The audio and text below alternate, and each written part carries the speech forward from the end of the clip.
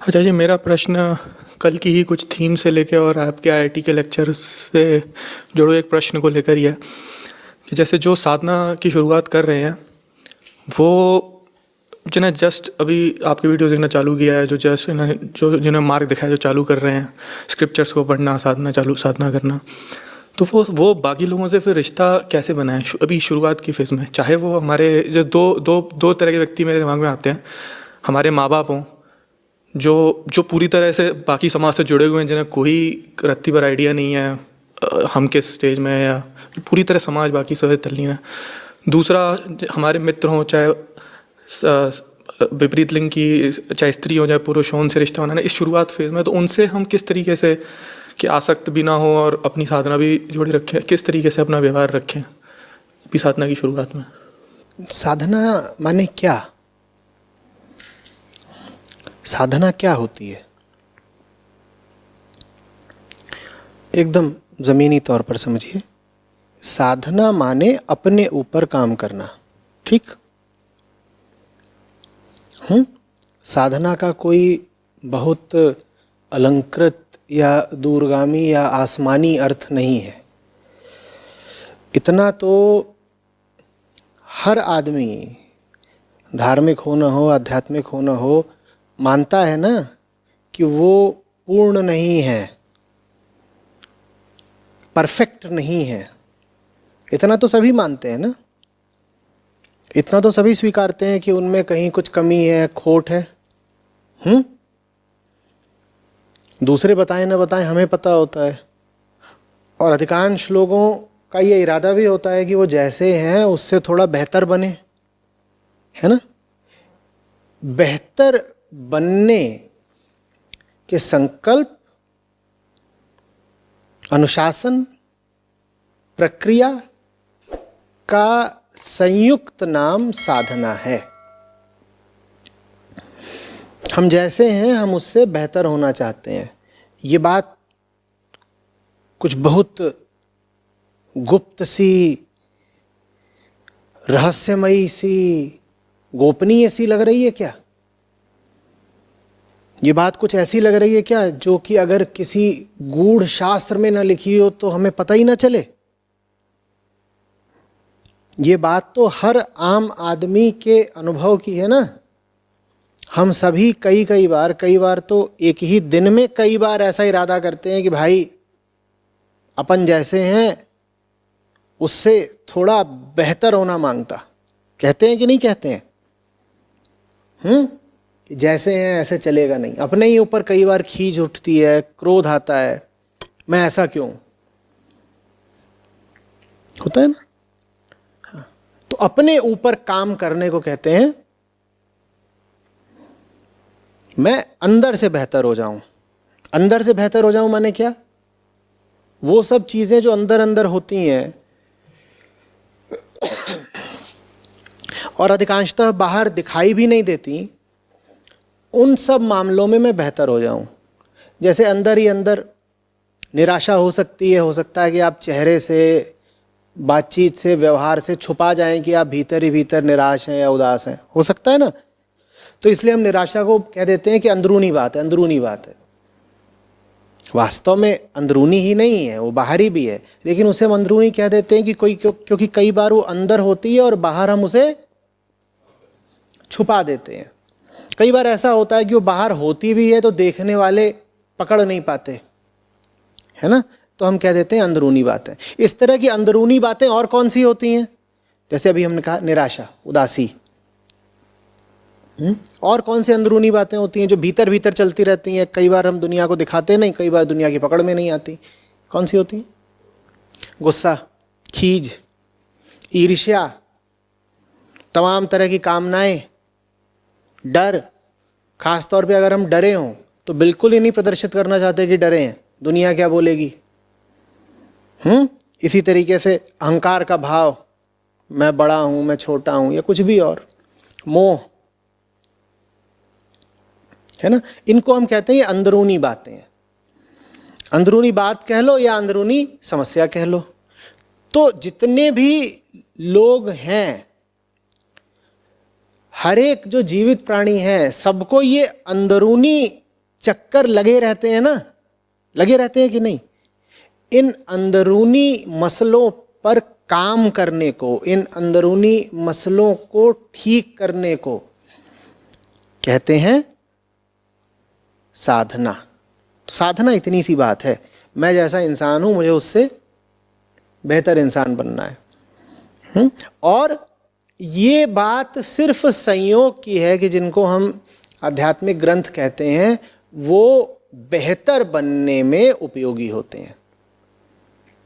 कोई ज़रूरी नहीं है कि आपको बेहतर होना है तो उसके लिए आप आध्यात्मिक ग्रंथों का इस्तेमाल करें ही करें। हो सकते हैं आप ऐसे कोई बिरले जिसको आध्यात्मिक ग्रंथों की ज़रूरत ना पड़े, हो सकता है आपको ज़िंदगी सिखा दे, हो सकता है कुछ और हो जाए आपके साथ, कौन जाने। लेकिन 1000 में से 999 मामलों में ऐसा पाया गया है कि जो लोग भीतर से बेहतर होना चाहते हैं उनके लिए बड़े उपयोगी साबित होते हैं ये आध्यात्मिक ग्रंथ। इसलिए साधना का संबंध जोड़ दिया गया है आध्यात्मिक ग्रंथों से, आध्यात्मिक अनुशासन से, क्रियाओं से। अन्यथा साधना कोई आवश्यक नहीं है कि किसी किताब आदि से जुड़ी चीज हो या किसी पंथ से जुड़ी चीज हो। ऐसा कुछ नहीं है। एक आम आदमी भी बेहतर होना चाहता है तो एक आम आदमी भी साधक ही है। एक आम आदमी भी साधक ही है। एक तरह से दुनिया में जितने लोग जी रहे हैं सब साधक हैं, क्योंकि बेहतर होने की तमन्ना तो सभी में है। जो भी व्यक्ति थोड़ा और अच्छा, ऊंचा होने की इच्छा रखता हो वही साधक हुआ। तो हम सब साधक हैं। हाँ, सब अपनी अपनी तरह के साधक हैं।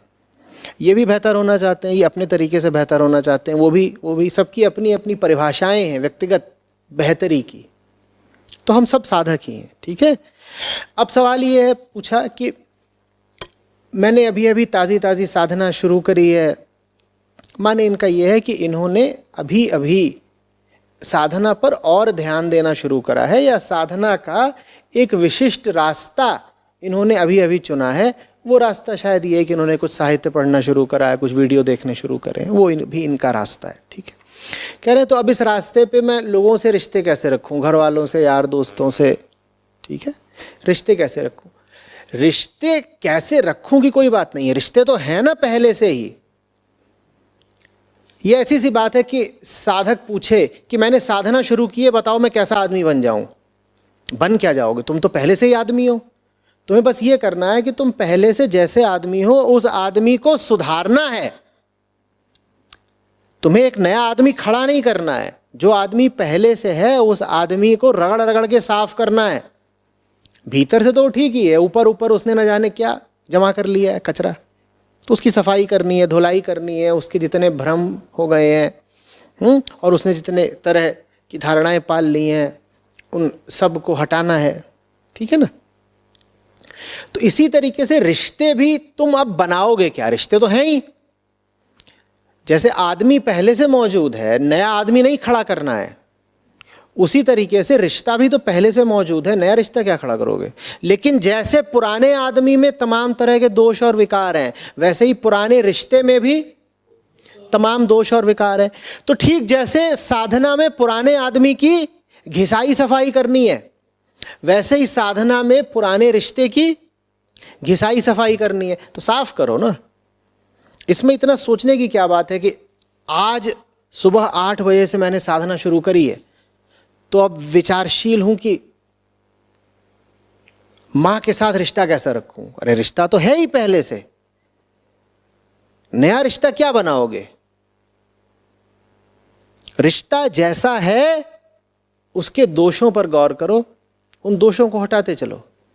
सब दोषों को हटा दो, जो बचेगा वो साफ सुथरी चीज होगी। बात आ रही है समझ में। तो इस दुविधा में मत पड़ जाया करिए कि रिश्ते कैसे बनाएं। जानते हैं दुविधा खतरनाक क्यों है? क्योंकि ये दुविधा आपको ऐसा एहसास दे देती है जैसे कि बड़ी मेहनत करने जा रहे हो। कह रहे हैं अब साधना शुरू कर दी है, 656 रिश्ते थे पुराने, वो सब के सब अब पुनर्निर्मित करने पड़ेंगे। हाय हाय हाय हाय, क्योंकि भाई अब तो हम साधक हो गए। साधक के तो सब नए रिश्ते नए ही होने चाहिए, साधक के जैसे। तो अब 656 नए रिश्ते बनाना तो बड़ी मेहनत का काम है। तो कहेंगे इतने रिश्ते बनाने पड़ेंगे अगर साधना करने में, तो उससे अच्छा है साधना ही ना की जाए। कोई नया रिश्ता नहीं बनाना है, आप बेहतर आदमी बनते जाइए, रिश्ते भी बेहतर होते जाएंगे। वास्तव में आप अगर अपनी सफाई कर रहे हैं तो रिश्ते की सफाई भी आपको अनिवार्यतः करनी ही पड़ेगी। आप अपने संबंध सुधारे बिना बेहतर आदमी बन ही नहीं पाएंगे, और अगर आप बेहतर आदमी बन रहे हैं तो दूसरे छोर पर आपके संबंध अपने आप ही बेहतर हो रहे होंगे। ये दोनों चीज़ें साथ साथ चलेंगी बिल्कुल। ठीक है, तो इतना इसमें कोई विचार करने की बात नहीं है। आत्म सुधार की प्रक्रिया संबंध सुधार की प्रक्रिया ही है, दोनों में कोई ऐसा भेद नहीं। दोनों को अलग अलग सोचना या देखना ठीक नहीं है।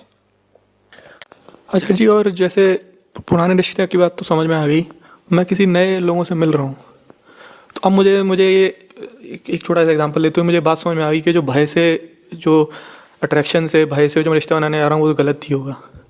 पर उस मोमेंट में तो मैं पूरी तरह अभी चालू कर रहा हूँ, उस मोमेंट में तो मैं सामने वाले से अट्रैक्टेड हूँ और फिर उसी फीलिंग के साथ मैं उससे जुड़ने जा रहा हूँ। तो क्या कर सकते हो, अभी हालत ही तुम्हारी ऐसी है, तुम क्या करोगे?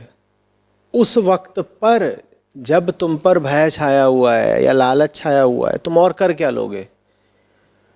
कुछ नहीं कर सकते। साधना का मतलब ये है कि जब होश आ जाए, बात समझ में आ जाए, तब तो कम से कम कुछ कर लो भैया।